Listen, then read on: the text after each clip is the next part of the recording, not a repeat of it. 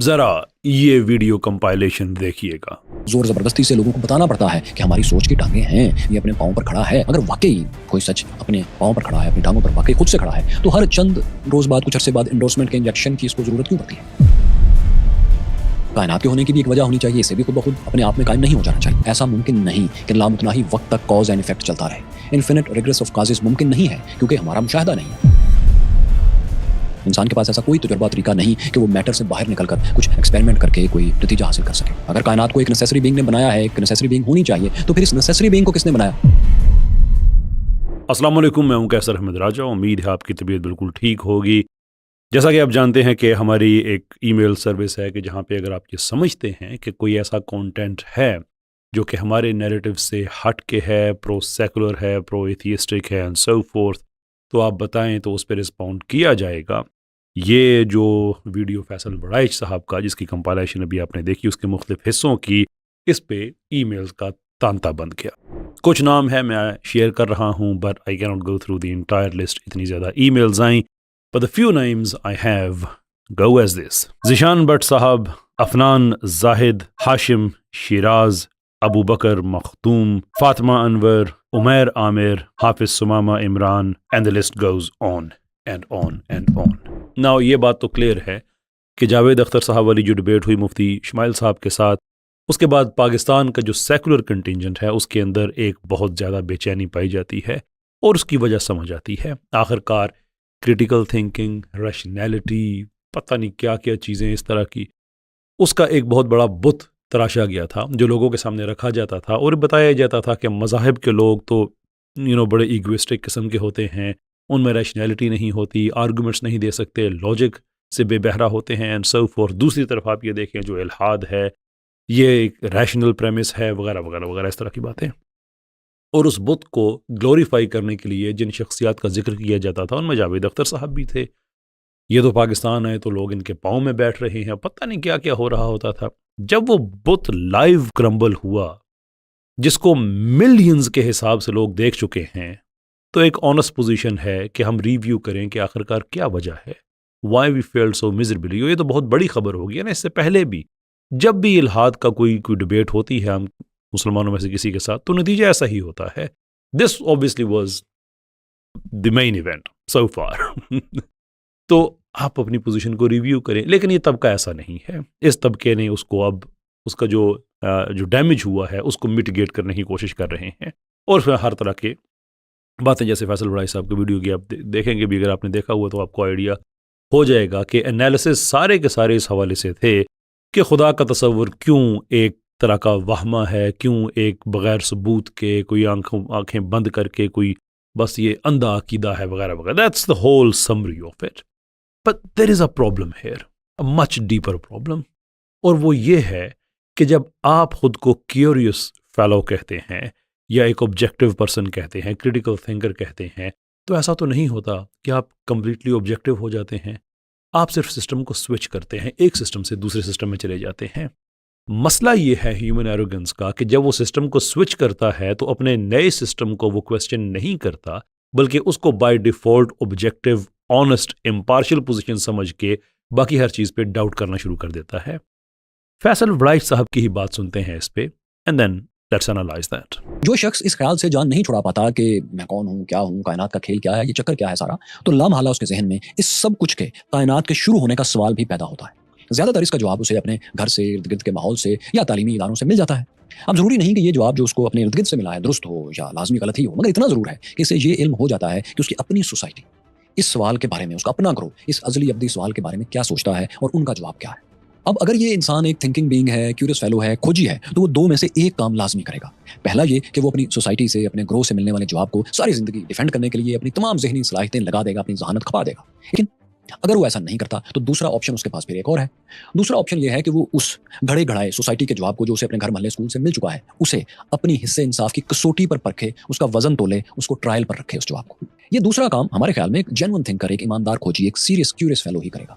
जैसा कि आपने सुना कि अगर तो आप वो बातें बिटवीन द लाइंस जो कह रहे हैं मज़ाहिब के हवाले से, और the existential questions of who we are, कहाँ से आए वगैरह, अगर तो आप अपने माशरे में से ही वो चीज़ें सीखते हैं तो या श्योर वो एक ऑप्शन है। लेकिन अगर आप एक क्यूरियस फेलो हैं, जेन्युइन थिंकर हैं। तो क्यूरियस फेलो साहब की हम देखते हैं कि प्रेमिस क्या है। हमारे क्यूरियस फेलो जो हैं, जो मैंने जितना इनका कंटेंट देखा है, he is a leftist. Left वालों का मसला ये होता है कि ये इल्हादी नज़रियात से बहुत ज़्यादा ये मुतासर होते हैं। तो उनका एक वर्ल्ड व्यू होता है जहाँ से वो चीज़ों को एनालाइज करते हैं, वो ऑब्जेक्टिव नहीं होते। इनफैक्ट लेनिन ने तो यहाँ तक बात कही है कि हर सोशलिस्ट को बाय रूल एथियस्ट होना होगा या वो एथियस्ट होता है।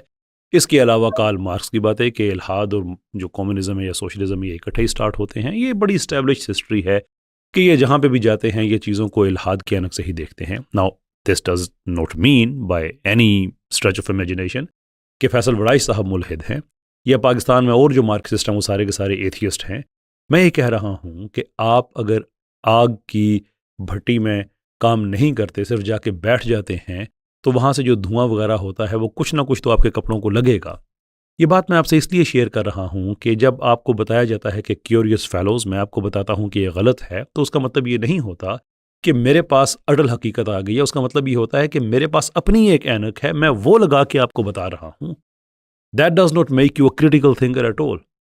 क्योंकि क्रिटिकल थिंकर अगर आप हों तो आप अपनी सोच को सोचें, ये नहीं कि आप अपनी सोच को तब्दील कर लें और नई सोच को आप समझ लें कि ये असल हकीकत है और हर वो चीज़ जो इससे डिफरेंट है वो गलत है।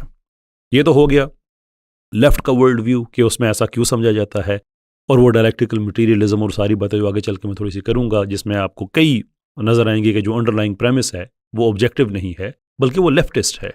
बहरहाल when we get to that, let's move to the next part, shall we. अब दोस्तों यहाँ से हमारी अगली बात निकलती है कि आप जिंदगी में जब भी किसी फर्द को मुनाजरे का चैलेंज करते या मुनाजरे की दावत देते देखें या सुने, तो जान लें कि वो बहुत ही इनसिक्योर फील कर रहा है। उसे बहुत ही ज्यादा शिद्दत से एहसास हो रहा है कि उसका अंदाजे फिक्र मुआशरे में पिट चुका है। उसे और उसकी कम्युनिटी को एक पावरफुल इंडोर्समेंट की, एक इंजेक्शन की जरूरत पड़ गई है, आर्जी इंजेक्शन की। क्योंकि अपने तौर पर उसके सच या उनके सच की टांगें तो है नहीं, बार बार जोर जबरदस्ती से लोगों को बताना पड़ता है कि हमारी सोच की टांगें हैं, ये अपने पाँव पर खड़ा है। हालांकि अगर वाकई कोई सच अपने पाँव पर खड़ा है, अपनी टांगों पर वाकई खुद से खड़ा है, तो हर चंद रोज बाद, कुछ अरसे बाद इंडोर्समेंट के इंजेक्शन की इसको जरूरत क्यों पड़ती है? ट्रांसलेशन: हम पाकिस्तान में नए नज़रियात लेके आए हैं, लेकिन अगर आपने हमें चैलेंज किया है तो इसका मतलब है कि आपका नज़रिया गलत है। These curious fellows are really cute. Einstein और बोहर की डिबेट देखें, चार्ल्स डार्विन की डिबेट्स देखें, जिनका हवाला दिया जाता है, बाय द वे, जिनका हवाला दिया डार्विन के तो आगे जो डार्विन्स बुलडॉग और ये वो पूरा आपको हिस्ट्री में पूरा मिल जाएगा। Point we are making is कि दुनिया में इल्म का, फिक्र का जितना ज़्यादा उसकी जो तरवीज डिबेट्स के ज़रिए हुई है, किसी और ज़रिए से नहीं हुई है। किसी और ज़रिए से आज भी मॉडर्न दुनिया डिबेट्स पे खड़ी हुई है। और ये वही तबका है जो कुछ अर्सा पहले पाकिस्तान में कहता था हम पाकिस्तान में डिबेट को खोलना चाहते हैं। हमने अर्ज़ किया जी चले खोलते हैं, तो आगे से कहते हैं नहीं, जो डिबेट करता है ना असल में उसका नज़रिया कमज़ोर होता है। नहीं मेरा वीर, इंज तो नहीं चलना हूँ। ये तो नहीं हो सकता कि आप अनअपोज्ड ग्राउंड चाहें कि सुनिया हो जन गलियां ते विच सैकुलर यार फिरे, इंज तो नहीं हो सकता। डिबेट तो करनी पड़ेगी, वो हो रही है। आप लोग सामने नहीं आते वो एक और बात है, लेकिन ये भी डिबेट का एक तरीका है। ये नहीं हो सकता कि आपको खुला ग्राउंड मिले और कोई कुछ कहे ना। अपने आप को ये ज़रूर लॉलीपॉप देते रहें आप कि जो डिबेट करता है वो कमज़ोर होता है। आप भी असल में डिबेट ही कर रहे हैं। बहरहाल this will happen time and again. Secular यार को कहें कि वो तैयार रहे। Move on, shall we. First cause मुख्तलिफ फिलॉसफीज़ के इम्तजाज से जो शक्ल इख्तियार करता है, इसे सादगी से बयान करें तो 3 सतह पर इसे देखा जा सकता है। पहली सतह यह कि हर चीज़ के होने की एक वजह होती है, रीज़न होती है, खुद ब खुद कुछ भी नहीं होता। नंबर 2 ये कि कायनात के होने की भी एक वजह होनी चाहिए, इसे भी खुद ब खुद अपने आप में कायम नहीं हो जाना चाहिए। नंबर 3 ये कि कायनात की वजह, रीज़न, फर्स्ट कॉज है। कोई फर्स्ट कॉज था जिसने सारे को ट्रिगर किया, और ये फर्स्ट कॉज गॉड, हमारा गॉड है, जिसने फर्स्ट कॉज शुरू की। इसके बाद फिर जो कुछ भी आप कहेंगे या दरियाफ्त होगा या आएगा या आर्गूमेंट में सामने आएगा, वो बैक से इसी फर्स्ट कॉज से जोड़ता चला जाएगा। अब यहाँ से फैसल वड़ाई साहब ने फर्स्ट कॉज के ऊपर अपनी क्रिटिक शुरू की और उसकी एक समरी बयान की। But this is exactly where he is wrong. और ये एक आइदर इनको पता नहीं है या ये बदयानती है, दोनों में से कोई एक चीज़ है। चले मैं हुस्न ज़न रखता हूँ आज से कि इनको पता नहीं है कि ये जो कहा जाता है कि फ़र्स्ट कॉज में ये कहते हैं कि ये खुदा भी हमारे वाला है, किसी फर्स्ट कॉज के आर्गूमेंट में ये कभी दावा किया ही नहीं जाता है। इनफैक्ट फिलॉसफी में आर्गूमेंट्स एक दीवार की तरह होते हैं जिसमें ईंट के साथ ईंट लगाई जाती है और पूरी दीवार बनती है। First cause is just to explain कि ये सब कुछ खुद वजूद में नहीं आ सकता। उसका अगला मरहला ये होता है कि फिर जिसने वजूद दिया है उसकी अपनी नेचर कैसी होगी, उसकी ज़ात कैसी होगी, उसके पास कितना इल्म होना, लॉजिकली हम जिसको समझने की कोशिश करते हैं कितना ज़रूरी होगा, उसकी कुदरत कहाँ कहाँ होनी चाहिए, एंड सो फोर्थ। उसके बाद अगली बातें होती हैं कि खुदा की, जिसको हम सब मानते हैं, उसकी इंटरप्रिटेशन जो हमारे पास है वो बेस्ट है। बट समहाउ फैसल वड़ाइच साहब की क्यूरियोसिटी शायद इस जगह नहीं जा सकी। अब मैं नहीं कह सकता कि उन्होंने ये बात कहीं से सुनी, मैं नहीं कह सकता कि उन्होंने कहीं पढ़ी लेकिन उसको गलत समझा, लेकिन ये बात फिल वाक़या नहीं है, इनफैक्ट ये खिलाफ वाक़या बात है, मुझे कहना चाहिए, इस तरह से जुमला बेहतर हो जाएगा, कि फर्स्ट कॉज के अंदर मेरी खुदा की जो तशरीह है कि मेरा खुदा जिसे आमतौर पर कहा जाता है, ये फर्स्ट कॉज की किसी डिबेट का हिस्सा नहीं है। ये बात मैं आपसे शेयर इसलिए कर रहा हूँ ख़वातीन व हज़रात and of course the curious fellows, कि अगर आप वाकई ही क्रिटिकल थिंकिंग करना चाहते हैं और फैसल वड़ाइच साहब इसको फैलाना चाहते हैं, तो कम से कम जिन टॉपिक्स वो बात करते हैं उनके बारे में बुनियादी इंफॉर्मेशन तो इंसान के पास होनी चाहिए। अगर आपका बेसिक मुकदमा ही इतना फ्लॉड है, इतना गलत है, तो उसके ऊपर आप जो बिल्डिंग बिल्ड करेंगे, that is going to suffer from the trickle down effect. खैर, ये इब्तिदाइया था, आगे बढ़ते हैं। थ्योरी के मुताबिक ये तो साबित हो गया कि ये जो कुछ अज्जा का कुल है, ये जो कायनात है, ये सब कुछ, ये कॉस्मोस जो कुछ है, था और होगा, एवरीथिंग, ये खुद पैदा नहीं हो सकता। लिहाजा इसे पैदा करने के लिए कोई नॉन कंटिंजेंट बीइंग, एक नेसेसरी बीइंग लाजमी होनी चाहिए जो इन कॉज एंड इफेक्ट की बंदिशों से आज़ाद हो। ये सूरत हाल फर्ज कर लेने के बाद कि ऐसा कुछ होना चाहिए, थियोलॉजियंस अगले सांस में बगैर साबित किए ये भी कह देते हैं कि बस साबित हो गया कि एक ऐसी नॉन कंटिंजेंट एंटिटी, एक नेसेसरी बीइंग है जिसने सब कुछ को पैदा किया है, और वही गॉड है, और गॉड भी हमारे मजहब का हमारी बताई हुई खसूसियात के साथ है। ये भी बात में चंद स्टेप्स में कह के साबित कर देते हैं। अब यहां से मैं आपको ऑलमोस्ट कंफर्म कर सकता हूं कि our curious fellow has absolutely no idea what he is talking about, क्योंकि वो इन जो स्ट्रक्चर है, जो इसके पीछे जो सिलोजिज्म है, इनको उसकी ही समझ नहीं आई कि जब आप एक कंक्लूजन डिडक्टिव कॉन्स्ट्रक्ट बना के, यानी कि एक आप जब किसी आर्गूमेंट की एक इस्तखराजी तामीर करते हैं, तो उसके पीछे आप प्रेमिसेस सेट करते हैं जो कि कम से कम दो होती हैं। उन दोनों की अपनी रिक्वायरमेंट्स होती हैं। रिक्वायरमेंट ये होती है कि वो वैलिड होनी चाहिए, वो साउंड होनी चाहिए। वैलिड और साउंड में फ़र्क होता है। अगर प्रेमिसेस जो कम से कम दो हैं और ज़्यादा से ज़्यादा जितनी आप ऐड कर सकें, अगर वो सारी की सारी वैलिड भी हैं और साउंड भी हैं, तो कंक्लूजन नेसेसरीली फॉलो होती है। ये कह देना कि बगैर सबूत के कह देते हैं खुदा है, I have no idea Faisal साहब किसको पढ़ते हैं, किसके पास बैठते हैं। एक दफ़ा आप एक सिलोजिज्म यानी एक डिडक्टिव जो फ्रेमवर्क है उसको देखे तो सही। मिसाल के तौर पे उनकी आसानी के लिए मैं सजेस्ट कर देता हूं जो मॉडर्न दौर में कलाम कॉस्मोलॉजिकल आर्गूमेंट है। दो सिंपल प्रेमिसेस और एक नेसेसरली फॉलोइंग कंक्लूजन। तो वो जो कंक्लूजन होती है उसको आपको साबित नहीं करना पड़ता। यही इस्तखराजी मंतक की ब्यूटी होती है, डिडक्टिव रीजनिंग की यही ब्यूटी है कि उसका जो नतीजा है वो एक नेसेसरी ट्रूथ होता है। अब इसको अगर गलत कर रहा है ना फैसल वड़ाइच साहब, तो फिर ऐसा करें कि जितने भी आर्गूमेंट्स इमाम गजाली ने दिए हैं, इब्न सीना ने दिए हैं, थॉमस एक्वाइनस ने दिए हैं, लाइबनिज ने दिए हैं, आप इन सारे आर्गूमेंट्स की वैलिडिटी और साउंडनेस जो उनकी प्रेमिसेस की है उस पर क्वेश्चन उठाएं। यह होता है एक क्रिटिकल थिंकर। वो स्वीपिंग स्टेटमेंट्स नहीं दे दिया करता कि ये फर्ज करने के बाद वो फिर बगैर साबित कर देते हैं। This is not how philosophy works my dear sir, it doesn't. तो ट्राई टू अंडरस्टैंड कि आर्गूमेंट है क्या। But so far it's very disappointing.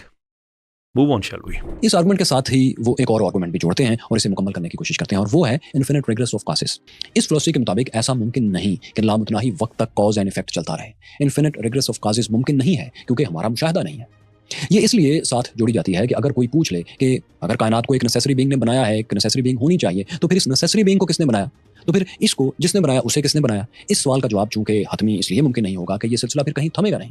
So philosophy इसके मुताबिक ये है कि ये first cause, prime mover, first mover का साइकिल लामुतनाही इन्फिनिटी तक नहीं चल सकता। Infinite regress of causes possible ही नहीं है। इसलिए जो फर्स्ट कॉज है यानी इस कॉन्सेप्ट में गॉड, उसी पर यह साइकिल रुक जाएगा लॉजिकली, क्योंकि अगर इससे पीछे भी ये साइकिल चलेगा तो वो गॉड की मजहबी तारीफ डेफिनेशन के खिलाफ होगा। तो अड्डा पला हो जाए। But who are these people? यानी ये जो इन्फिनिट रिग्रेस का आर्गुमेंट है वो इसलिए दे दिया जाता है कि अगर कोई पूछ ले कि ये जो नेसेसरी बीइंग है उसको किसने बनाया है, तो फिर आगे से ये वजाहत दी जाती है। सर पे अटेंशन, जरा करीब आइएगा। जिसको ये पता है ना कि नेसेसरी बीइंग क्या होता है, वो कभी भी नहीं पूछेगा कि उसको किसने बनाया है। थैंक यू, पीछे हो जाएं। Why do you think necessary being को नेसेसरी बीइंग कहा जाता है? इसलिए कि वो कंटिंजेंट नहीं होता। देयरफॉर क्वेश्चन कि उसको किसने बनाया है, it is limited to a contingent being, necessary being को नहीं। हाँ, कोई ये पूछ सकता है कि अच्छा खुदा को किसने बनाया, लेकिन वो अस्यूम कर रहा होता है कि वो खुदा नेसेसरी नहीं है। अगर उसने खुद नेसेसरी मान लिया है, this question doesn't apply any more. Trust me, हम फिलोसफी की सिर्फ सरफेस स्क्रैच कर रहे हैं, और उस स्क्रैचिंग करते हुए भी इतने जख्म अगर सामने आना शुरू हो गए हैं, दैट मीन्स जो फिलोसॉफिकल स्किन है बड़ी थिन है हमारे क्यूरियस फेलो की। पता नहीं, it goes further. Infinite regress of causes possible ही नहीं है, इसलिए जो फर्स्ट कॉज है यानी इस कॉन्सेप्ट में गॉड, उसी पर ये साइकिल रुक जाएगा लॉजिकली, क्योंकि अगर इससे पीछे भी ये साइकिल चलेगा तो वो गॉड की मजहबी तारीफ डेफिनेशन के खिलाफ होगा। ये जो आखिरी हिस्सा आपने सुना है कि जो मजहबी डेफिनेशन है उसके खिलाफ होगा ये सारी बातों की मजहबी डेफिनेशन नहीं है, इसमें रिलीजन का सिरे से ताल्लुक ही नहीं है, because we are at best we are talking about theology. वैसे प्योर फिलोसफी है, लेकिन आप फिलोसफी से बाहर निकल के अगर आप फिर भी कहें कि मैंने कोई ना कोई टांग मैंने इस तरफ लेके आनी है, तो थियोलॉजी की हद तक आ सकती है। रिलीजन का तो इसमें क्वेश्चन ही नहीं है सिरे से, अनलेस कि आप ये कहें कि आपको फिलोसफी, थियोलॉजी, रिलीजन का फर्क नहीं पता। इन दैट केस श्योर मैं एक डिफरेंट वीडियो बना सकता हूं। लेकिन अगर आपने एक फिलोसॉफिकल बहस करनी है तो फिर आपको ये बुनियादी टर्म्स का पता होना चाहिए। एक बात तो ये हो गई। दूसरी ये हो गई कि इसके अंदर कोई मजहबी इंटरप्रिटेशन नहीं है, उसकी कोई ऐसी ताबीर व तशरीह नहीं है। ये खालस फ़लसफ़े की बहस है। इवन एथियस्ट लोग भी इन्फिनिट रिग्रेस को वो अनथिंकेबल कहते हैं। यहाँ पे एक इत्तफाक होता है थीइस्ट का, एथियस्ट का, कि हाँ भाई कोई ना कोई कोज़ तो होगा। अब उस कोज़ की डेफिनेशन जब बात आती है तो आगे से इख्तलाफात स्टार्ट हो जाएंगे। लेकिन हर इंसान, हर कॉमन सेंस जिसमें है ना, वो ये समझता है कि इन्फिनिट रिग्रेस नहीं हो सकता। इवन इसको एथियस्ट ने अपने तरीके से एड्रेस करने की कोशिश की विद एक्चुअलिटी एंड पोटेंशियलिटी की डिबेट से, but even that didn't work out. लेकिन अगर कोई एथियस्ट भी अगर मानता है कि इन्फिनिट रिग्रेस नहीं हो सकता, तो इसका मतलब ये है कि उसकी भी कोई ना कोई मजहबी डेफिनेशन होगी। आगे बढ़ते हैं। अब बात जो है दोस्तों कि फर्स्ट कॉज और इन्फिनिट रिग्रेस का ये पूरा आर्गुमेंट जो भी हमने बताया आपको, ये दोनों थ्योरीज इनके पेश होने के बरसों में और उसके बाद भी बहुत सी लॉजिकल फेलिसीज की वजह से डिस्प्यूट होती रहीं और इन पर इज्मा नहीं हो सका, कंसेंसस आज तक नहीं हो सका। इसकी बुनियादी वजह ये थी कि नंबर एक, हम कायनात में जो भी कॉज एंड इफेक्ट देखते हैं ये सब एनर्जी और मैटर की प्रॉपर्टी ही है। आप जानते हैं कि मादा मैटर भी एनर्जी ही का इर्तिकाज है, कंडेंस्ड फॉर्म ऑफ एनर्जी जो है वही मैटर है। तो जब हम कंटिजेंसी या कॉज एंड इफेक्ट देखते हैं तो हम मैटर के अंदर ही देखते हैं। आवर क्रिटिकल थिंकर एक स्वीपिंग स्टेटमेंट दे दी कि आज तक इस पे इत्तफाक नहीं हो सका, इसके अंदर फैलसीज आती रही। फैसल बड़ाई साहब एक वीडियो बनाए, मुझे इसमें ज़रा 3 फैलसीज तो बताएं, ज़रा जस्ट 3। लेकिन आपने ट्रू रहना है to the argument of the first cause and infinite regret.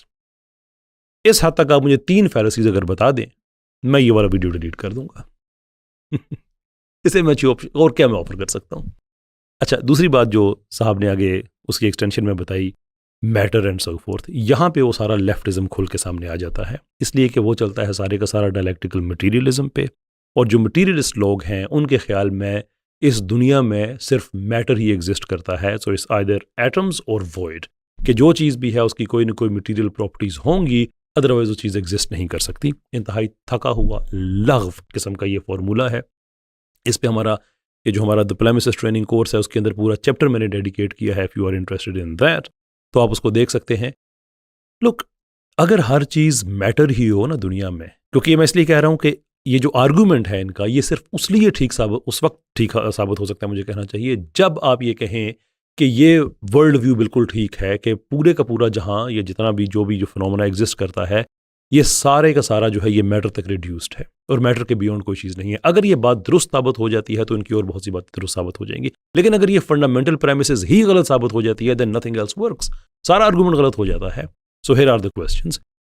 ये बात इंसान के शऊर से निकली हुई है कि हर चीज़ की कोई ना कोई मादी वजाहत होगी। प्रॉब्लम, जिस शऊर से ये बात निकली है उसकी अपनी कोई मादी प्रॉपर्टी नहीं है, एक भी नहीं है। इंसान की अकल कोई मटेरियल प्रॉपर्टीज नहीं, इंसान की सोच कोई मटेरियल प्रॉपर्टी नहीं, शऊर कोई मटेरियल प्रॉपर्टी नहीं, गुस्सा कोई मटेरियल प्रॉपर्टी नहीं, जहन कोई मटेरियल प्रॉपर्टी नहीं। आई मीन इस दुनिया में आपको इतनी चीज़ें मिलती हैं कि जिनकी मटेरियल प्रॉपर्टीज हमें नहीं नज़र आती, इनफैक्ट होती ही नहीं है, because technically speaking they are part of the ineffable things. Ineffable को आप एक्सप्लेन नहीं कर सकते, इट्स वे टू कॉम्प्लिकेटेड और ग्रेट और शॉर्ट। तो फिर हम ये कैसे दावा कर सकते हैं कि जो कुछ है वो मैटर ही है and there is nothing else? इंसान की सोच कैसे तब्दील होती है? सो फैसल वड़ाई साहब एक टिपिकल इस्लामी सोच से सेकुलर सोच में कैसे गए? What material changes occurred between his body?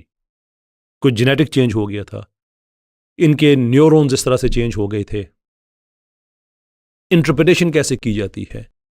ये मटीरियलिज्म तो इंतहाई जो एक सस्ता और थका हुआ नजरिया है, by that I mean philosophical materialism by the way.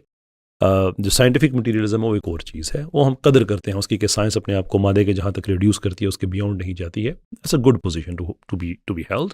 लेकिन ये जो मटीरियलिज्म इनका है कि हम ये देखते हैं सारे का सारा मैटर होता है, ये आइडिया यहीं से गलत साबित हो जाता है कि इस दुनिया में बहुत सी ऐसी चीज़ें हैं जिनका ताल्लुक मादे से नहीं है, नेवरदलेस दे एग्जिस्ट। तो चूंकि ये आर्गूमेंट ही गलत है, देयरफॉर इससे जो प्रेमिसेस उन्होंने डिराइव की थी वही गलत है, क्योंकि अब ये समझते हैं कि अब खुदा तक हर चीज़ जो है वो मैटर ही होगी, वेराज हमें पता है कि इस दुनिया में भी कई ऐसी चीज़ें हैं जिसका ताल्लुक मैटर से नहीं है। हमने कभी मादे और तवानाई के बाहर किसी कॉज को एम्पिरिकली ऑब्जर्व ही नहीं किया, कॉज एंड इफेक्ट को, इसलिए इस डोमेन में दावे साइंसी नहीं बल्कि फर्जी ही रहते हैं, मफरूज़े ही रहते हैं। इंसान के पास ऐसा कोई तजुर्बा तरीका नहीं कि वो मैटर से बाहर निकलकर कुछ एक्सपेरिमेंट करके कोई नतीजा हासिल कर सके। ये उन्होंने फॉलो अप में इसको डबल डाउन किया और ये बताया कि कोई ऐसा तरीका है ही नहीं। कैसे नहीं है? टेल मी, कैसे नहीं है?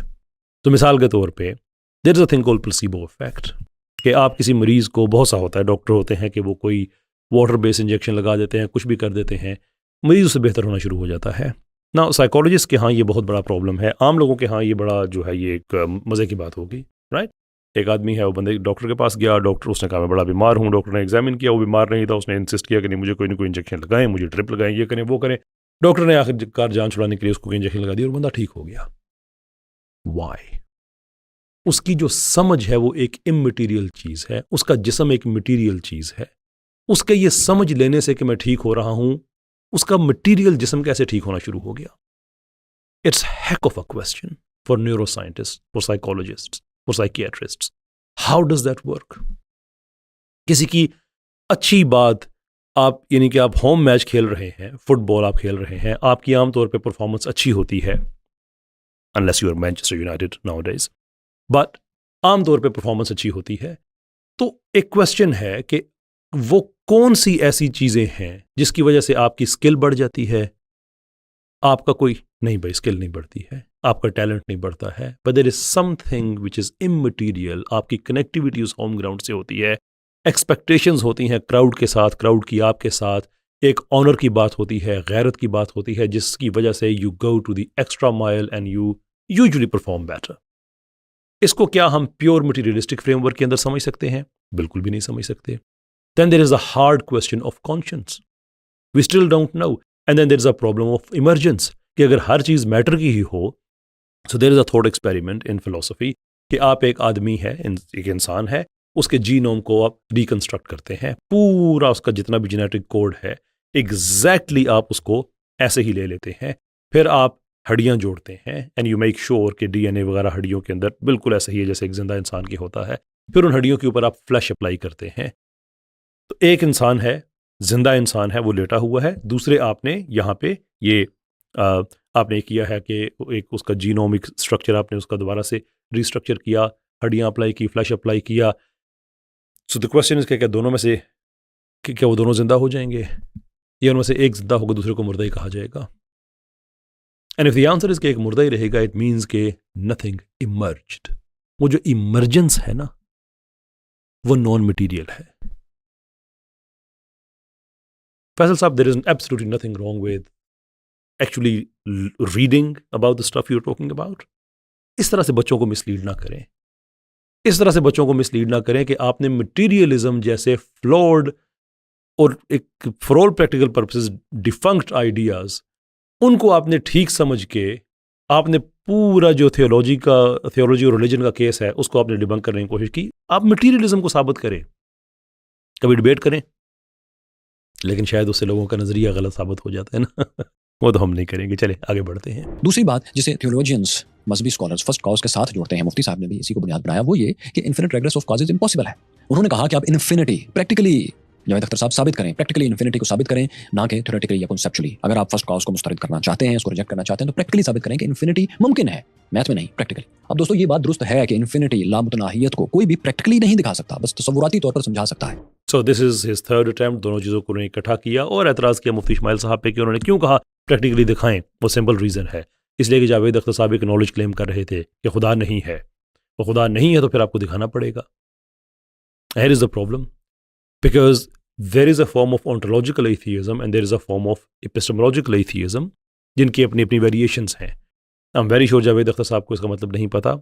I'd be pleasantly surprised अगर फैसल राइस साहब को उन चीज़ों का मतलब पता हो। लेकिन डिस्पाइट द फैक्ट कि जावेद अख्तर साहब को उसका मतलब नहीं पता, लेकिन वो एक एपिस्टेमोलॉजिकल पोजीशन से आ रहे थे। यही वजह मुफ्ती इस्माइल साहब ये कह रहे थे कि भाई आप कह दे मुझे नहीं पता, that would be a different debate. लेकिन अगर आप एब्सोल्यूट टर्म्स में एक नॉलेज क्लेम कर रहे हैं तो फिर सर्टेनिटी के साथ आपने उसको प्रैक्टिकली दिखाना है ना। और किसने दिखाना है? कोई तो एविडेंस आप देंगे। So this is not on Mufti Ismail साहब, दिस इज ऑन जावेद साहब, कि जो भी एक इल्मियत से आएगा साबित तो उसने करना है। तो मुफ्ती इस्माइल साहब ने यही कहा कि अब साबित मैंने भी करना है, आपने भी करना है। उन्होंने ये तो नहीं कहा कि आप करें मैं नहीं करूंगा। बड़ी फेयर बात है, दो लोग क्लेम कर रहे हैं तो साबित तो दोनों ही करेंगे जनाब। जैसे कि मशहूर मिसालें हैं, उनमें से एक हिल्बर्ट्स होटल का एक पैराडॉक्स है, जिसके एक ऐसा होटल है जिसके लाबुतनाही कमरे हैं और हर कमरे में पहले से गेस्ट मौजूद हैं, यानी पूरा होटल बुक है। लेकिन रात में एक नया गेस्ट आ जाता है। मैनेजर बड़ा मेहनती है, वो उसे रूम नंबर 1 अलॉट कर देता है, पहला कमरा, और तमाम गेस्ट्स को जो पहले से मौजूद है उनको नेक्स्ट रूम्स में शिफ्ट कर देता है। जो एक में है नंबर 1 वाले को उसको सेकंड रूम में शिफ्ट कर देता है, सेकंड वाले को थर्ड में, और थर्ड वाले को फोर्थ में शिफ्ट कर दिया जाता है। इस तरह ये सिलसिला इन्फिनिट तक चलता है। रात भर इन्फिनिट गेस्ट आते रहते हैं और सबको इसी तरह एक एक करके शिफ्ट किया जाता रहता है। ये सिलसिला चलता रहता है और लामुतनाही कमरों का होटल कभी भी फुल नहीं हो पाता।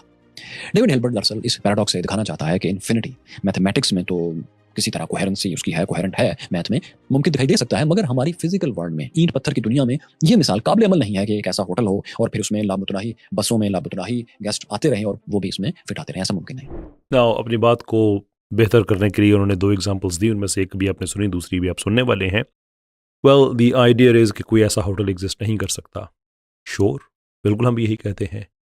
आई कुडंट क्वाइट कनेक्ट के इस सारी एग्जाम्पल का मतलब क्या था कि अगर आप ये कहते हैं कि ये आपकी इमेजिनेशन में पॉसिबल हो सकता है तो बिल्कुल जनाब कहें, श्योर, कोई इशू नहीं है।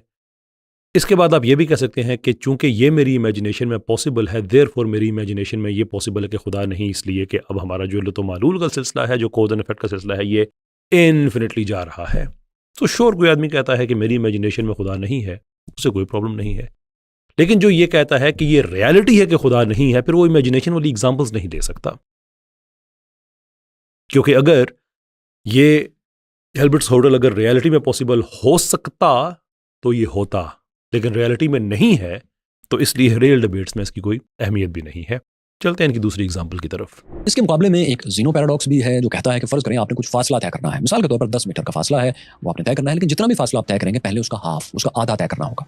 जो भी आता है, इस केस में 10 मीटर हमने लिया तो ठीक है, 5 मीटर फासला इसका हाफ होगा। अब 10 का आधा अगर 5 है तो 5 का भी तो आधा है, अढ़ाई 2.5, फिर अढ़ाई का हाफ भी 1.25 है, फिर इसका हाफ भी 0.625 है, फिर उसका हाफ भी 0.312 है, और उसके बाद फिर एक उसका भी हाफ है, और एक लामुतनाही इन्फिनिट सिलसिला चलता रहेगा हाफ फासला तय करने के सिलसिले में, जिसमें हर फासले का एक हाफ होगा, वो कितना ही छोटा क्यों ना हो, वो कितना ही तवील नंबर 0.00 की शक्ल में ना बन जाए। आपको थ्योरेटिकली लामुतनाही स्टेप्स लेना होंगे। ये 10 मीटर का छोटा सा फासला, इसको शुरू करने के लिए भी, इसको कवर करना शुरू करने के लिए भी आपको लामुतनाही थ्योरेटिकली छोटे छोटे स्टेप्स लेना पड़ेंगे। यानी हम स्टेप्स की डिवीजन के हिसाब से देखें तो ये सफर शुरू ही नहीं होना चाहिए, मगर हकीकी जिंदगी में हम रोज इस 10 मीटर के थ्योरेटिकल इन्फिनिट डिस्टेंस को चंद स्टेप्स में रोज क्रॉस करते हैं।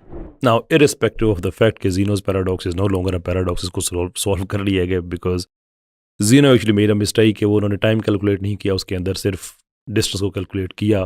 But here is the answer कि 1/2 to 1/4 to 1/8 इस सब को अगर होलिस्टिकली देखें तो जवाब आएगा 1। जैसे कहते हैं ना ओ पे आ paradox, that's done, it's finished.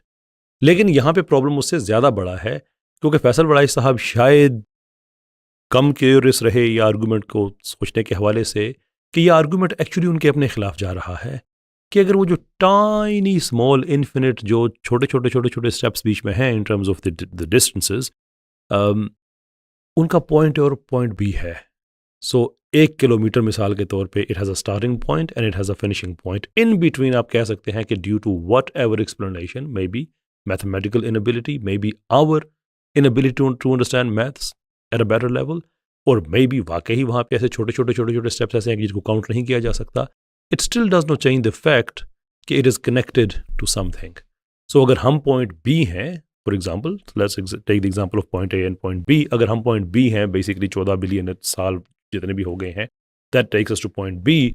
इसके अंदर जितने भी इनफिनिट आप कॉजेज आप देखते रहेंगे या उन कॉजेज को आप इनफिनिट कहते रहेंगे, they stop at a end that is the first cause. So that's exactly what you are not saying. That is the paradox actually. Move on shall we. असूली तौर पर अगर आप इन्फिनिट रिग्रेस ऑफ कॉजेज का practical सबूत मांग रहे हैं तो नॉन मैटर के फर्स्ट काज होने का भी प्रैक्टिकल सबूत ही आपको देना होगा। बिल्कुल, और अगर आप वाकई ही इस मामले में क्यूरियस फेलो होते तो आपको सबूत मिल जाना चाहिए था। पता है किससे? इब्न सीना से, इमाम गजाली से, थॉमस एक्विनास से, क्योंकि इन सब लोगों ने लॉजिकली कंक्लूड किया है with sound and valid premises कि वो जो फर्स्ट कॉज है वो इमटेरियल है, वो मटेरियल नहीं हो सकता। नाउ ये सैकड़ों बरस इस पे लगे हैं। I will do my best कि इसको मैं 1 से 1.5 मिनट के अंदर अंदर एड्रेस कर दूं। हियर्स अ थिंग, एक चीज़ होती है पोटेंशियलिटी, एक होती है एक्चुअलिटी। हर वो चीज़ जिसमें पोटेंशियल होती है टू बिकम समथिंग एल्स, वो पोटेंशियलिटी से एक्चुअली वहाँ पे पहुँच जाती है, लेकिन कोई और एक्चुअलिटी हमें चाहिए होती है जो उसको वहाँ तक पहुँचाए। सो मिसाल के तौर पे पत्थर है, उसके अंदर पोटेंशियल है कि उसका एक बुत बना दिया जाए, लेकिन ये ऑटोमेटिकली नहीं हो जाएगा, हमें कोई और एक्चुअलिटी चाहिए होगी, लाइक अनदर पर्सन, कि जो उसको वहां तक लेके जाए। So a potentiality becomes actuality through another active actuality. That's how it goes. इसको अगर हम अप्लाई करते हैं एट इन्फिनिट रिग्रेस, कि एक तो पोटेंशियलिटी है, उसको किसी ने एक्चुअलाइज किया। अच्छा, जिसने उसको एक्चुअलाइज किया, उसको किसने किया? Because that itself is a potentiality, because that has caused another thing to become something else. And then उसको किसने किया, और उसको किसने किया, उसको किसने किया। फिर ये हम देखते हैं कि जितना भी मैटर है, ये सब का सब पोटेंशियल है, because it can become something else, something that it is not. तो एक लकड़ी है, उसकी कुर्सी बन सकती है, उसका मेज बन सकता है। एक पत्थर है, आप उसका भी खूबसूरत मेज बना सकते हैं। You get the idea, right? सवाल ये है कि अगर हम पीछे पीछे जाते जाएं तो जो फर्स्ट कॉज है उसका इमटेरियल होना इसलिए ज़रूरी है कि अगर वो मैटर हो तो then it can potentially become something else which it was not, and if that is the case it means it is contingent. पर बिकॉज हमने ऑलरेडी ये चीज़ कंक्लूड कर ली है through sound and valid premises कि वो फर्स्ट कॉज अनकॉज्ड है, देयरफॉर वो मैटर नहीं हो सकता, इसलिए अगर वो मैटर होता तो वो पोटेंशियली कुछ और बन सकता। सो इट नेसेसरली फॉलोज कि वो कंप्लीट एक्ट हो, और वो कंप्लीट एक्ट इस तरह से हो कि वो ऑल एक्ट है, उसमें पोटेंशियल कुछ नहीं है जो कोई और चीज बन सकती हो, because that is the maximally, even possible भी नहीं कहा जा सकता, what is there of completion, it's there of perfection is there. Zero potentiality, therefore completely immaterial. सैकड़ों साल इस पे लगे हैं लोगों को लिखते, एक्सप्लेन करते, और ये बियॉन्ड रीजनेबल डाउट से आगे जा चुकी है कि it has to be that way. अब अगर इसको गलत साबित करना है तो उसके लिए कोई फिलोसॉफिकल आर्गुमेंट लेके आना होगा। यह नहीं चलेगा कि नहीं आपने साबित करना है। ओ भाई, इब्न सीना से तो साबित हो रहा है, उसको गलत साबित करें ना, उस पर फलसफा लेके आए, उस पर लॉजिक लेके आए, बताएं कि ये इसलिए गलत है। इसलिए तो नहीं कि चूंकि मटीरियलिज्म ठीक है इसलिए वो गलत है। नहीं, फिर मटीरियलिज्म को ठीक साबित करना पड़ेगा ना आपको। आगे बढ़ते हैं। वो हर चीज़ पर, हर दावे पर एक ऐसा पर्दा चढ़ाएंगे जिसके मुताबिक इसे कोई भी कहीं भी किसी भी हालत में टेस्ट ना कर सके। इसीलिए वो साइंटिफिक एविडेंस, एम्पिरिकल एविडेंस और प्रैक्टिकल एविडेंस तमाम को मानने से इनकार कर देते हैं। फैसल साहब ये इम्प्लाई कर रहे हैं कि शायद कोई साइंटिफिक और एम्पिरिकल एविडेंस ऐसा है जो वजूद खुदा को डिनाई करता है। यही वजह है कि ये तनकीद जो थी थियोलॉजियंस पे थी, जो कह रहे थे ना कि वो पर्दा डाल देते हैं वगैरह वगैरह वगैरह। तो भाई अगर कोई साइंटिफिक एविडेंस है for the non existence of God, pray tell. कोई एम्पिरिकल एविडेंस आपके पास है, प्रे टेल। अगर वो नहीं है तो क्रिटिकल थिंकिंग के अंदर इस तरह की लगवियात डाल के लोगों के जहन खराब ना करें। साइंस कोई आफाकी या कदीम किताब नहीं है कि उसका नाम साइंस हो। ये एक प्रोसेस का नाम है जिसमें आइडियाज़ को प्रैक्टिकली टेस्ट किया जाता है और यूनिवर्सली यानी हर जगह अप्लाई किया जाता है। अगर अप्लाई हो जाएं और जब तक अप्लाई रहें इन्हें काम में लाया जाता है, वरना रद्द कर दिया जाता है और इंसान नए आइडियाज़ की तरफ बढ़ जाता है। जबकि थियोलॉजियंस का, मजहबी स्कॉलर्स का कोई फलसफा इंसान के किसी प्रैक्टिकल मसले का हल नहीं निकालता। हाँ, आर्जी तौर पर इत्मीनान का हल वो निकाल देता है अपने घरों में।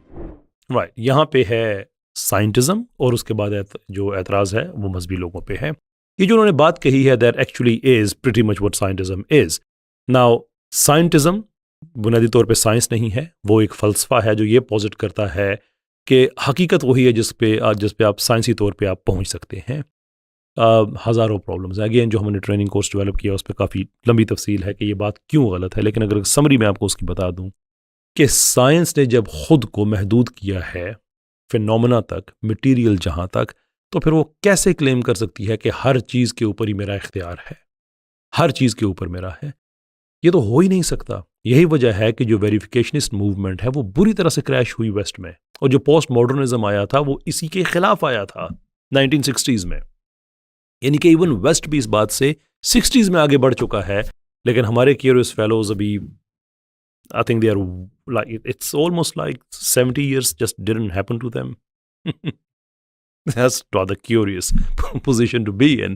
But anyway, back to the topic. संजीदगी के साथ I'm sorry about that. कि अगर आप ये समझते हैं कि हर चीज़ तक आप साइंस के ज़रिए पहुंच सकते हैं, तो भाई हर वो चीज़ जो साइंस की डोमेन में नहीं है आप क्या करेंगे उसका? फॉर एग्जांपल सियासत। ना अभी लेफ्टी के पास एक बड़ा अच्छा अपने इस पे ओपिनियन होगा कि देखिए जी हमारी तो साइंसी पोजीशन है जो कम्युनिज्म है, तो वो तो तजर्बे के बाद हर जगह फेल हो चुकी है। इसका मतलब ये है कि अगर वो कोई साइंसी पोजीशन थी ना, वेट के आपने एक साइंटिफिक एनालिसिस हिस्ट्री का पेश किया, you took it from Hegel, उसको फाइन ट्यून किया मार्क्स ने, and now we have a scientific view to understand the history, और उसी को हम अप्लाई करेंगे फ्यूचर पे, तो वो तो टाइम एंड अगेन फेल होगी। दुनिया में जहाँ भी आपने उसको अप्लाई करके देखा वो तो फेल हो गया है। विच मीन्स कि if there is anything observable, तो आपका नजरिया है कि वो गलत है। Through observation we know that. History इसको कन्फर्म करती है कि वो सारा गलत था, लेकिन उस गलत की बुनियाद पर आप दूसरी चीज़ों को कैसे गलत कह सकते हैं? और फिर आपने कहा कि मजहबी लोगों का कोई भी ऐसी चीज़ नहीं है जिससे किसी का कोई फ़ायदा होता हो, जो करती है वो साइंस करती है। वो भाई ह्यूमन राइट्स ये मज़हब का मजमून है, साइंस का नहीं है। चिल्ड्रन राइट्स ये साइंस का मजमून नहीं है, ये मज़हब का है। तहजीब साइंस का मजमून नहीं है, ये मज़हब का है। You name it. साइंस इंसानों का फ़ायदा करती है जब टेक्नोलॉजी बनती है, रिसर्च आगे जाती है, लेकिन उसका क्या ताल्लुक है? आई मीन साइंस को जब हिटलर ने साइंस को यूज़ किया, आप देख लें क्या हुआ। Again I am not saying कि जो साइंस को यूज़ करता है वो बुरा करता है। मैं कहता हूँ जब साइंस को आप एक वर्ल्ड व्यू बना के करते हैं, जो साइंटिज्म में वर्ल्ड व्यू है। अगरचे ये कहा उन्होंने कि ये एक प्रोसेस है, किताब का नाम नहीं है। अगर साइंटिज्म पे किताबें ही पढ़ लें आपको पता चल जाएगा कि ये कितना बड़ा वर्ल्ड व्यू है। डार्विनियन इवोल्यूशन सारी की सारी साइंटिज्म पे खड़ी हुई है because of its status of being a world view. It's a wrong world view. Frankly speaking, in its own right, it's a metaphysical worldview. But do they care? Nope, they don't. But we're gonna move on. अब दोस्तों आप एक सादा सा असूल हमेशा जहन में रखें। किसी भी शय के वजूद के दावे को मानी खेज बनाने के लिए, मीनिंगफुल बनाने के लिए कम से कम ये बताना पड़ता है कि ये दावा कहाँ, कब और किस मुशाहिदे में, किस ऑब्जर्वेशन में जांचा जा सकता है। दूसरे लफ्जों में दावे की कोई ना कोई टाइम एंड स्पेस, कोई फुटप्रिंट होना चाहिए, या कम से कम ऐसा रास्ता जिससे इसकी मौजूदगी को टेस्ट किया जा सके। इंसान ज़हनी तौर पर भी मौजूद का तसव्वुर उसी वक्त मजबूत बना सकता है जब इसे जगह और वक्त के किसी ना किसी पैराए में रखा जा सके कि फ़लाँ चीज़ फ़लाँ जगह और फ़लाँ वक्त पर मैंने देखी थी या मैं देख सकता हूँ। ये बात बिल्कुल असूली तौर पे दुरुस्त है, लेकिन मसला ये है कि जिस चीज़ को आपने सच बना के लोगों के सामने पेश किया है, क्या वो इस मेयार पे पूरी उतरती है? मिसाल के तौर पे डार्विनियन इवोल्यूशन, फैसल साहब ने इस पर काफ़ी वीडियो बनाए हैं, उसको एक सच्चाई बना के लोगों के सामने पेश किया है। क्या उसमें जो दावे किए जाते हैं, क्या आप उसको वक्त और बाकी जो आपने बातें कही हैं ये मेयार अप्लाई करते हुए आप कह सकते हैं? No, you can not. There are huge problems. Fossil records में बहुत बड़े बड़े प्रॉब्लम है। आपके बाकी जो दावे हैं उनमें बड़े बड़े प्रॉब्लम है। नेचुरल सिलेक्शन बजाते खुद एक metaphysical, non material world view, किसी नेचर की अपनी कोई प्रॉपर्टीज नहीं है कि वो डिसीजन में कैसे करती है या जो रिजल्ट आ जाता है हम उसको क्यों कहते हैं कि सिलेक्शन है. All of that is a metaphysical exercise, none of that is material. लेकिन इसके बावजूद आप मटेरियलिज्म को ठीक समझते हुए इसको आप ठीक कह रहे होते हैं. But you can not prove anything. जो आपने कहा है, एट बेस्ट आप किसी और की बात पे ईमान लेके आए हुए होंगे, एट बेस्ट. कि कदीम आपने हड्डियों के ढांचे देख लिए हैं, उस पर आपने एक मेटाफोरिकल, माफी चाहता हूँ, मेटाफिजिकल व्यू आपने बना लिया कि इसकी इवोल्यूशन हुई है. आप नहीं दिखा सकते कभी इवोल्यूशन हुई है. मैक्रो इवोल्यूशन की बात कर रहा हूँ. No one has ever done that. जिंदगी अदम से वजूद में आई है, जो आपका ये बायोजेनेसिस का नजरिया है, आप नहीं दिखा सकते. लेकिन इसके बावजूद आप इस चीज के कायल हैं. ये ईमान ही है. फर्क ये है फैसल साहब कि हम साहिब ईमान होने को मानते हैं. आपका जिन चीज़ों पे ईमान है आप उसे अकलियत कह देते हैं, रैशनैलिटी कह देते हैं, पर बियॉन्ड ईमान वो भी कुछ नहीं है. बहरहाल फैसल साहब ने यहाँ पे एक बड़ी ज़बरदस्त बात की और उस पर ही हम ख़त्म करेंगे अपने एनालिसिस दे के कि उन्होंने क्या खूबसूरत 2 एग्जाम्पल्स दी हैं. Let's hear him out. मिसाल के तौर पर अगर कोई कहे कि लाहौर में एक जिंदा डायनासोर मौजूद है, टीरेक्स हो या टाइटेनोसोर, मगर वो जगह ना बता सके, ना वक्त बता सके, ना कोई काबिल अमल जांच का तरीका बता सके, तो अमली तौर पर यह दावा नहीं होने के बराबर हो जाएगा, नथिंग के बराबर होगा. और अगर वो कहे कि डायनासोर तो लाहौर में है मगर ऐसी जगह है जहां से सबूत लाकर मैं आपको नहीं दिखा सकता, तो फिर ये बात और भी कमजोर हो जाएगी. सबूत नहीं रहेगी, एविडेंस नहीं रहेगी, महज खुश ख्याली रह जाएगी, एक शख्स का दावा रह जाएगा. मुख्तसर ये कि जब कोई आपसे कहे कि बस मान लो अभी तुम इस हकीकत को समझ नहीं सकते इसलिए जो मैं कहता हूं उसको मान लो, तो आप उसके दावे को कम से कम भी शक के दायरे में जरूर रखें. मानना तो बहुत दूर की बात. यानी कि 2 चीज़ें उन्होंने कही कि जिंदा है लेकिन मैं आपको नहीं बता सकता कहाँ है, लेकिन और उसके साथ साथ ये कि जिंदा है लेकिन मैं आपको ये भी नहीं बता सकता वो कहाँ पे है. वेल एसेंशियली ये एक और रेंडिशन है जो रसल्स का टी पॉट है, कि जो रसल ने कहा था, बर्टन रसल, दैट इज कि अगर कोई, मैं आपसे कहूँ कि खला के अंदर किसी जगह पे एक चाय की चैनक है और वो है लेकिन इतनी छोटी है कि हमारे जदीद तरीन हालात से भी आपको नज़र नहीं आती वगैरह वगैरह वगैरह, इसके बावजूद मैं आपसे कहता हूँ कि आप उसको मान लें, तो ऑब्वियसली आप कहेंगे ना कि मैं उसको नहीं मानूंगा. तो सेम थिंग, अगर कोई आदमी कहता है डायनासोर है लेकिन वो कहता है मैं बता भी नहीं सकता कहाँ पे है, तो फिर आप शक करेंगे ना उस चीज़ पे. तो हज़रत ये शक आप इवोल्यूशन पे क्यों नहीं करते? आपको पता है कि इवोल्यूशन में भी एग्जैक्टली यही हरकत की जा चुकी है. There is a thing called the punctuated equilibrium और द पंकैक, कि जो फाइलेटिक ग्रेजुअलिज्म की थ्योरी जब ठीक साबित नहीं हो सकी कि ये जानदार जो हैं ये छोटे छोटे छोटे छोटे तगय्युर में आते हैं और over a period of time एक नई स्पीशीज़ वजूद में आ चुकी होती है, लेकिन उसका तो हमने अब सबूत देना है क्योंकि ये तो साइंस है. सबूत ये सारा हिस्टोरिकल हम ले दे सकते हैं, तो उसके अंदर तो फॉसिल्स मैटर करेंगे. फॉसिल्स तो ऐसा कुछ पॉजिट नहीं करते. सो स्टीवन जे गूल्ड एक नया नज़रिया लेके आए, द पंकैक या the punctuated equilibrium, stasis and saltations, जिसकी समरी ये है कि वक्त बहुत ही अरसा होता है कि जानदारों के अंदर कोई मामूली से कोई तब्दीलियाँ होती हैं, कोई मेजर चेंजेस नहीं होती, फिर एकदम से वो इवॉल्व होता है इतनी तेज़ी के साथ कि वक्त के दामन में ये गुंजाइश ही नहीं बचती कि वो उसके फॉसिल्स को बचा के रख सके. सो फॉसिल्स हैं लेकिन हम बता नहीं सकते वो कहाँ हैं. एग्जैक्टली व्हाट फैसल साहब इज सेइंग, बट समहाउ उस पे फैसल भाई का ईमान है लेकिन बाकी हर चीज़ पे शक है. मान जाए आप भी साहिबान ईमान है, हम भी साहिबान ईमान है. जो हमारा ईमान है वो और तरह का है, आपका ईमान कुछ और तरह का है, but that is completely different thing. By all means आप ज़रूर रखें, माइंड न कीजिएगा. आपने जो बातें कही हैं, मेरा मशवरा आपको ये होगा कि if you really want to change people's mind, you have to up your game. You really have to up your game, because इस मुल्क में ऐसा नहीं है कि किसी ने फ़लसफ़ा नहीं पढ़ा हुआ, ऐसा नहीं है कि किसी ने थियोलॉजी नहीं पढ़ी हुई, किसी ने इल्मुल कलाम नहीं पढ़ा हुआ. ये तो मेरा व्यू है.